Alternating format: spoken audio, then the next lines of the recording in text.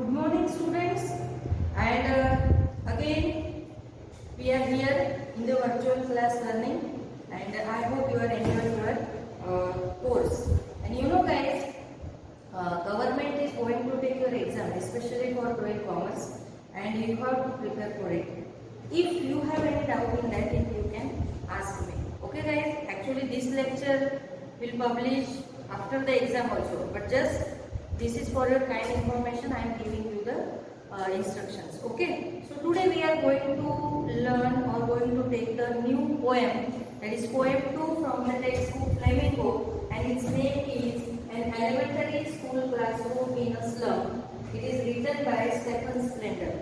Okay. So here, actually, this poem is written in the form of, we can say, it is not in the poetic way, but in little bit prose type it is written. So here the author Stephen Splendor focus our main views on the slum areas where the children are taking their education, and which type of difficulties they are facing there, what type of facilities they are not getting there. So here the Stephen Splendor painted this poem to an elementary school classroom in a slum to expose those who exploit the weaker sections of the society. You know that in our India, the social system is like that poor people, or we can say that those who are having less knowledge, is easily exploited by others, those who are mighty people or those who are very powerful. So let's see what is said in this poem by Stephen Splendor. So here we are just have a look about the poet Stephen Splendor. Its birth, its time period is given. His time period is from 1909 to 1995. Was an English poet and essayist. He left University College, Oxford, without taking a degree and went to Berlin in 1930. Splendor took a keen interest in politics and declared himself to be a socialist and pacifist. Books by Splendor include poems of dedication. The poems are The Edge of Being, The Creative Element, The Struggle of the Modern, and Autobiography, World Within World. In an elementary school classroom in slum, he has concentrated on themes of social injustice and class inequalities. You know, the Stephen Splendor's main aim is to make over the emphasis over the weak sections of the society, those who are exploiting about or regarding the social justice and class inequalities. So here, have you ever, here the poet has asked one question to us, that he is saying here that have you ever visited, wait a second, students. Here the poet is asking one question to us, have you ever visited or seen an elementary school in the slum? What does it look like? Have you ever been as a visit in any village, and have you seen the government school, how they are working there, how are the classrooms, how are the benches? Means we can say that the infrastructure of the classroom, those who were established or situated in the village area or rural area, we can say, it's not good. Okay, so that, and also the teachers, you know, the teacher is the main boss, we can say, of the classroom. The teacher can maintain the class very well, either in any ways, either by the discipline or parallelly. If the teacher is having a perfect content of the syllabus, then the teacher, the students are giving the attention towards it. But in village classroom, guys, what happens? The teacher is not giving proper attention towards the student, okay, as they are government teachers. They are supposed to get the salary very every month, okay. So they are not giving the attention towards the students, and parallelly, as you know, if you are, means as you are in 12th class, 12th standard, then also you are not giving the proper attention while I am teaching to you. So just to imagine that in village classrooms, the teacher is just seated on the bench, she is talking the other topics rather than the education, and so that the students are sleeping down in the class itself. So that is the scenario of the classrooms situated in the rural areas, especially the backward classes or backward tribes.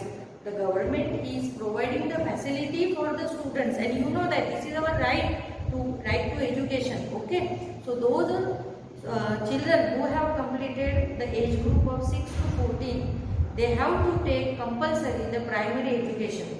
So that government has made the facilities, but for the citizens of the India or those who have allocated this job, these people are not performing their jobs well, and that is why this is the situation of our rural classrooms, that the students are always, we can say that, remain behind, means they are not come in the competition, they are not being the competitors in the today's era. इसीलिए वो लोग पीछे रह जाते हैं क्योंकि the teacher is not taking proper interest in them. So let's see what the Stephanie is saying here. I will read the poem first, guys, and parallelly you have to prepare the figures of speech of the each and every poem. First poem my mother had 66 I have completed and told you that from the camp book you can refer the figures of speech. In the same way, as soon as this poem will over, you have to refer the question answers or figures of speech, because this will come in exam, especially for 12 commerce. Okay, so let's see the poem what is given here. I will read the poem first.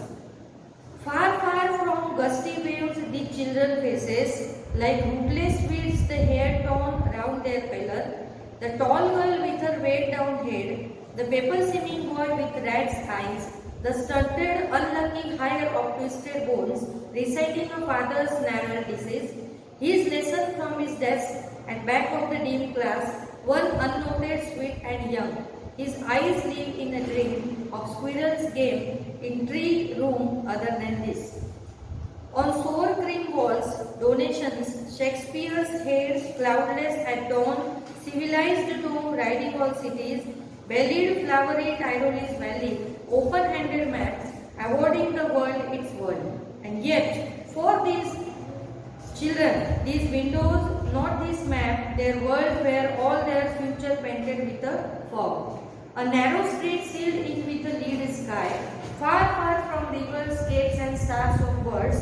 Surely, Shakespeare is wicked, the map, a bad example, with ships and sun, and love tempting them to steal. For lives that slyly turn in their crumpled holes from fog to endless night, on their slab heap, these children wear skins peeped through by bones and spectacles of steel with mended glass, like water beads on stones.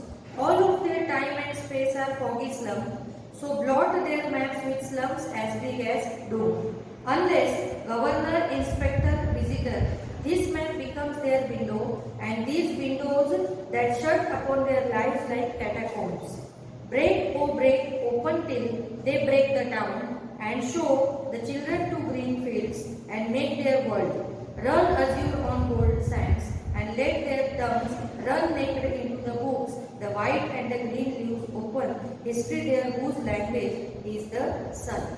Here two hard words are given. First one is Tyrolese Valley. It means pertaining to the Tyrol, especially the place situated in Austrian Alpine province. Austrian, not Australian. And catacombs means small huts, we can say. A long underground gallery with excavations in its sides for tombs. The name catacombs before the 17th century was applied to the subterranean cemeteries near the Rome. Here, catacombs means what? The cemeteries where we are burying the dead bodies. But here we can take the meaning. Catacombs means the slum area, the small, we can say the places where these people are used to live. So here, let's start the poem. In the first stanza, the poet is saying that far, far from the gusty waves, these children's faces, like rootless weeds, the hair torn their pallor. Here the poet is saying that. As you know, the children in the elementary school slum looked like the rootless weeds, and they seemed to be unwanted in the society. The poet called them as a rootless weed. You know, in the farm, with the main crop, the other plants are growing up and we are calling them weeds. So what the farmer is doing? The farmer is removing the weeds. Okay, in the same way, because why the farmer is removing the weeds? Because they are unwanted plants. Okay, and they are harming the main crops. So that the poet is saying here, the children who are living in the slum areas, they are like the rootless weeds. Means they are not useful for the society. They are the unused areas of the society. And the poet is saying, their hair torn round their pallor. Pallor means weak face, weak pale face. The poet is saying that their hairs are over their faces, shows that they are very untidy. The tall girl with her weighed down head, the paper seeming boy with rat's eyes. One tall girl is there, but she has done her head weighed down, means she has just head down over the in the classroom. Why? Because she is very weak. She is not able to stand properly. You know that the children of the slum areas are suffering from the main disease, that is malnutrition, because they are not getting the nutrition properly. They are not getting the nutritious food. That is why the girl is tall, okay, but she had done her head weighed down, means she had done the head down. Okay, she had head down there on in the classroom. And one boy, the poet is saying that it is a paper seeming boy. Paper seeming, it is a hyperbole figures of speech here. Paper seeming means what? Very thin boy. It's that boys look like a paper, you can say. You know, newspaper is very thin. Okay, so the poet is saying that I have seen one boy. The poet is comparing that thin boy with a paper. And the poet is saying that I have seen one paper seeming boy, means very thin boy, and its rat's eyes. Actually, have you seen the rat's eyes? They are gleaming. They are means round and they are very big, and we don't like to see the rat's eyes. In the same way, over the whole body of that thin boy, only the eyes are capable to see. Means what? Very thin eyes. Hardly the boy is just looking at anything. Means what? The rat's eyes shows that the boy is suffering from malnutrition. And ahead the poet is saying, the stunted unlucky hire of twisted bones reciting a father's narrow disease. Here hire, you know that generations after generations we are getting some qualities inherited as hereditary. Okay, so here the poet is saying that the boy is suffering from a disease, and that disease is inherited him from his father, and it is a disease of bones, twisted bones. Means what? His bones are getting twisted and the boy is not able to stood properly. So that boy has got the disease from his father. The poet is saying so. And here his lessons from his desk at back of the dim class were unnoted, sweet and young. His eyes lived in a dream of squirrels game in tree room other than this. And because of this, the boy has not paying the attention in the classroom. His total attention is outside of the class and he is just watching outside, and actually he was observing one squirrel. The squirrel was playing over the tree and the boy is not giving the attention, and because of it the writer is saying that why students see, if we are healthy mind, healthy body, you know that proverb. Okay, as we are healthy, then we are able to give the attention towards each and every concept. Okay, so in the classroom, that boy who has inherited the bone disease from his father, actually it shows that the boy is not getting proper food, or we can say the nutritious food, and because of this the boy is not able to give the attention in the classroom. His attention is, we can say that, twisted towards where over outside the class on the tree where the squirrel is playing. So the boy has given his whole attention toward the squirrel. Next, on sour cream walls, donations, Shakespeare's head, cloudless at dawn, civilized dome, riding all cities. Here the writer is saying that in the classroom, you know, especially in the primary classrooms, you have seen that the pictures of the fruits, trees, okay, all are just hanged over the wall, and the children are used to look at the pictures and they are getting learning from it. Okay, so here the poet is saying that in their classroom also, their classroom's walls are sour cream, means off painted, not painted properly. Sour shows the walls are not painted properly, and because of this the walls are looking yellowish. You know that in our classroom also, see, the all class is painted with white paint. Okay, so these slums classrooms are sour wall. Sour wall means off white. They are yellowish in color, no, means not properly painted. And here the pictures, what pictures are hanged over the walls? Donations, means who has given the donation. That people name is written over that board, and that board is hanged over the wall. Parallelly, Shakespeare's picture, the portrait of the Shakespeare is also hanged over, and here the writer is saying that buried flowery Tyrolese valley, and one scenario, we can say that landscape painting was hanged over the wall. It is of the Tyrolese valley. It is the valley of the grass situated in Austria. So these all pictures, Shakespeare's picture, who has given the donation, and parallelly the landscape of the Tyrolese valley, these type of pictures are hanged over the wall. And yet for these children, these windows, not this map, their world where all their future painted with the fog. And some maps also hanged over the wall. But here the irony of the student is that these students supposed to not getting their places in the map. Means what? Where they are living in one slum areas. That areas are not situated in the map. So how these map are useful for these kids? They are not able to recognize who is that Shakespeare. They don't know that what is this Tyrolese value. Means they are of no use because they haven't seen in their life this type of pictures.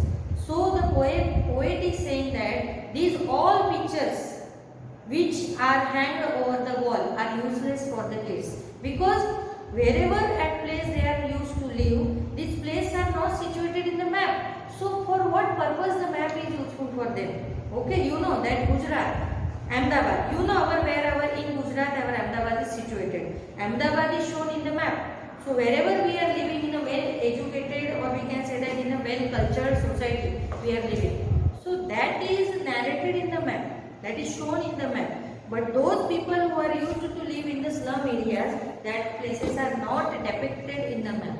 And that is why the poet is saying that the Tyrolese valley means the landscape painting. Who is Shakespeare? The children don't know. Parallelly, they have not able to see, or they are not getting the place of their particular in the map. So these all things are useless for the children.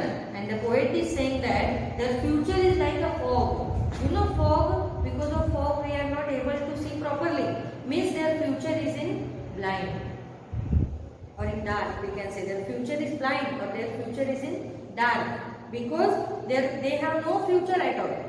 Because at a very young age, these children are suffering from different diseases, and they are inherited these diseases from their forefathers. So that is why the poet is saying that these children have zero future or a dark future. Means they don't have any future. And here the poet is saying a narrow street sealed in with a lead sky, far far from rivers, caves and stars of world. Here the poet is saying that the houses were, means the children, the classroom provided no quality of education, and there is no world for them beyond poverty and distress.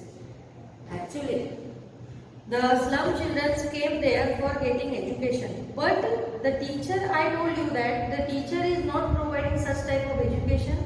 They are suffering from the poverty. So these children have no use of these rivers. What is river? They don't know. What is the greenery? They don't know. Because they are living in a very dirty place. And surely Shakespeare is wicked. The map a bad example, with ships and sun and love tempting them to steal. So that the poet is saying that the map is a bad example for them, and they haven't seen the sun, rising sun, setting sun, the greenery. That is why, and parallelly they are not getting the love also. So all these concepts are useless for them.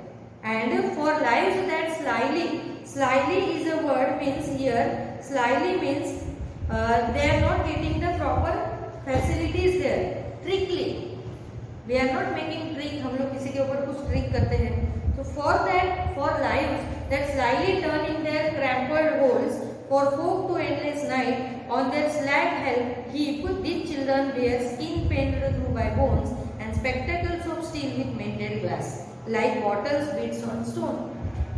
The writer is saying here, the poet is saying that as they are living in a very, we can say that dark area, they are not cleaned properly, it doesn't have any sanitary facilities, so that, and they are wearing the discarded clothes live by the rich people, because they are not able to buy the clothes, and that is why the discarded clothes of the rich people these slum children are using. They are living in a very dirty area where sanitization is not there, so that they are not able to know that what is greenery, how the sun is getting raised.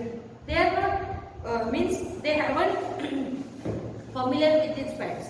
And parallelly, the poet is saying that they have a very thin skin, very thin body. Okay, they are very slim. And they have wear some spectacles, but how the spectacles are? The spectacles are still, means what? They are broken. The spectacles are broken, and like no, we are just beating the bottle on the stone and it get cracks. So the spectacles, they are having the cracks.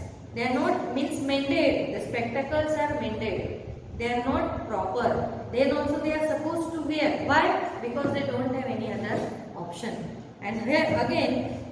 Again the poet is saying that all of their time and space are foggy slum, so blot their maps with slums as big as doom. Doom means blackish, no hope at all. So the writer is saying that as these children are not wearing the proper clothes, they are wearing the discarded clothes of the rich people, their glasses are mended, okay, so they are not properly able to look through the glasses.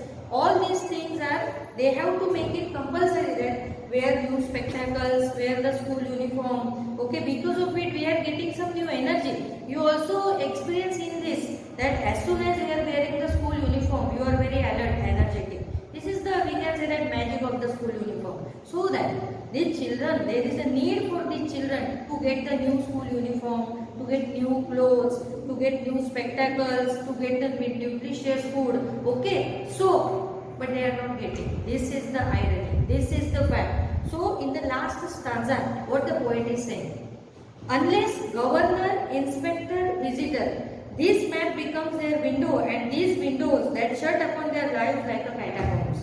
Here the poet is saying that there is a need for these children, that the miserable condition of the slum children will continue till some governor, inspector or important visitor came and conditions of the classroom would improve.